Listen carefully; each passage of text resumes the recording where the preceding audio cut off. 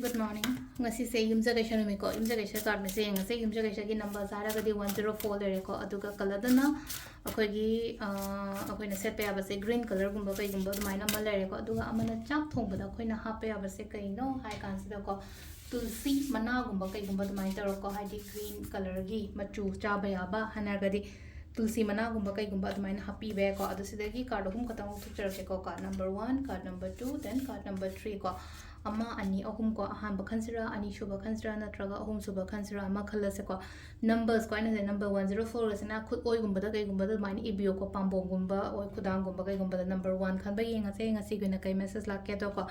note sane la ko note har mari im la je khumuk mari ge tap to ro khumuk mari min hari mari chet pa thaba ma tong matam da ne hari chet na khojan na to bo oina oi ba do oina oi gene ko thaba ma tong matam da yamna chet na yamna phajana to bo oina oi to ngasi gina mit se ko aduga 35 5 plus 3 ko 8 8 ko 8 means infinity ko infinity means hai tara ko unlimited ke ka ai thai phaba gumba kai gumba dum basula po no ri ko sida la ise hai tara se la ise na hai di lambi se phajan de chat li ko sile ko phajana smoothly su chat le mountain su lai re adu du na lai na ko sile se ko khatang kai no ma to ma tam de yeli dim to bodum chat sum chat kani ko yet sudum yet kani ko adu na hai di sis lai na ko hai di thabam to ma tam da ngasi katang palle khole kai na khala ko su kem khan gan dum lambi su dum la kani adum yela su yet na ko aduga ahum suba sina sida la ise ko mi punba family reunion hain la ise ko